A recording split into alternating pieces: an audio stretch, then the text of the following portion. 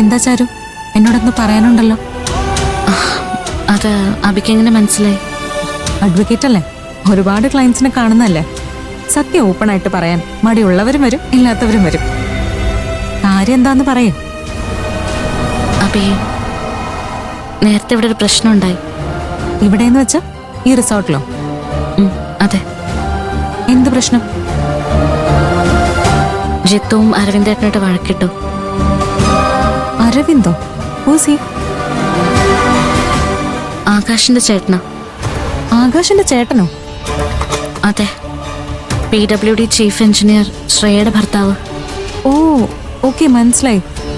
എപ്പോഴും chief engineer ആണെന്ന് പറഞ്ഞ് നടക്കുന്ന പെണ്ണല്ലേ. ഞങ്ങൾ ഇങ്ങോട്ട് വരുന്ന വഴി തുടങ്ങിയതാ ഭാര്യയും ഭർത്താവും കൂടി ഞങ്ങളെ ടാർഗറ്റ് ചെയ്യാൻ. അയാള് സോറി, അരവിന്ദ് അല്ലേ? അതെ. അരവിന്ദ് ആകാശിന്റെ ബ്രദറാണോ? അതെ. ഓ ഓക്കെ, സോറി. ഞാൻ ഇങ്ങനെയൊക്കെ ചോദിക്കുന്നോണ്ട് ഒന്നും തോന്നരുത്. അഡ്വക്കേറ്റ്സ് അങ്ങനെയാ, എല്ലാം ഡീറ്റെയിൽ ആയിട്ട് ചോദിക്കും. ഇനി പറച്ചാരു, എന്താ പ്രശ്നം? വഴക്കിനിടയിൽ റിസോർട്ട് മാനേജർ പോലീസിനെ വിളിച്ചു. അരവിന്ദേട്ടനെയും ജിത്തുവിനെയും സ്റ്റേഷനിലേക്ക് കൊണ്ടുപോയി. ഇപ്പൊ രണ്ടുപേരും ലോക്കപ്പിലാ. ഇതാ ചാരു ഞങ്ങളുടെ പ്രശ്നം. ഞാൻ പറയുന്ന ഒന്നും ജിത്തു അനുസരിക്കില്ല. ജിത്തു പറയുന്ന മുഴുവനും ഞാൻ കേൾക്കുകയും വേണം. ചാരു പറഞ്ഞില്ലേ, മനസ്സ് വെച്ച രണ്ടുപേർക്കും ഒരേ ജീവിത വഴിയിലൂടെ പോവാൻ പറ്റുമെന്ന്. അത് വെറുതെ ആയില്ലേ? റെസ്റ്റോറന്റിൽ വെച്ച് ഇതുപോലെ വഴക്കുണ്ടായി. അത് കഴിഞ്ഞ് എനിക്ക് വാക്ക് തന്നതാ ഇനി ഇങ്ങനെ ഉണ്ടാവില്ല എന്ന്. അബി, ചീഫ് എഞ്ചിനീയർ ശ്രേയ നിസ്സാരക്കാരിയല്ല. ക്രൂവൽ മൈൻഡ് അവൾക്ക്. ഈ വഴക്കിനിടയിൽ ഒരു കൊച്ചിനെ പോലെ പ്രോത്സാഹനം നൽകിയത് അവളായിരിക്കും. ജിത്തുവിനെ തെറ്റിദ്ധരിക്കണ്ട. ചാരു, ജിത്തുവിനെ എനിക്കറിയാം. അവ മാറില്ല.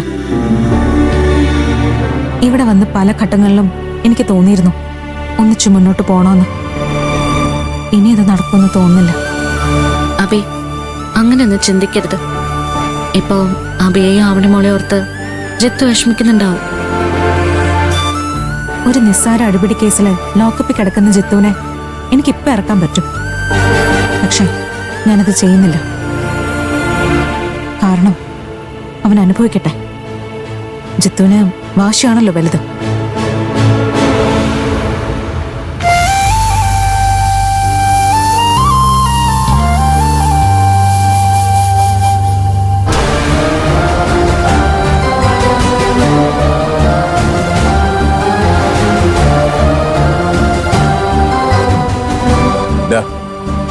നീ എന്നെ തെറ്റിദ്ധരിച്ചതാ.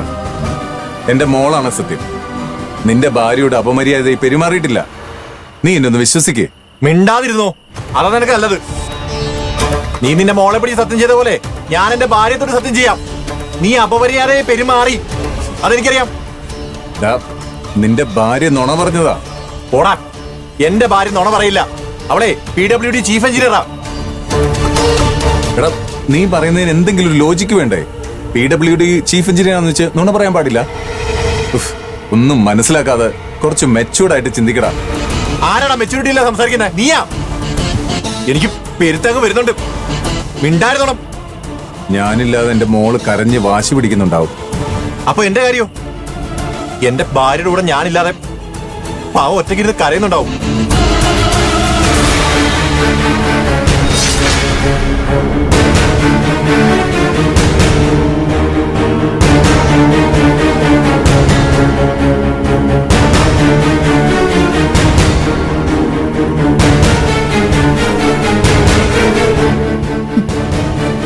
അവന്റെ ഒരു ആപ്പിള്.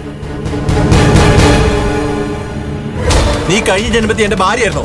ഈ ജന്മത്തിൽ എന്റെ ശത്രു ആവാൻ? ഓരോ രാത്രി മിസ്സാവുമ്പോ ഇല്ലാതാവുന്നത് ഞാൻ മനസ്സിൽ കരുതി വെച്ച സ്വപ്നങ്ങളാ. എല്ലാം നശിപ്പിച്ചില്ലേ നീ? കൃത്യസമയത്ത് കേറി വന്ന് വഴക്കുണ്ടാക്കി എന്റെ ഈ രാത്രി കളഞ്ഞു. നിന്നെ ഞാൻ വിടില്ലടാ. ഞാനില്ലാതെ എന്റെ ഭാര്യ പാവം ഭക്ഷണം പോലും കഴിക്കുന്നുണ്ടാവില്ല. അറിയോ നിനക്ക്?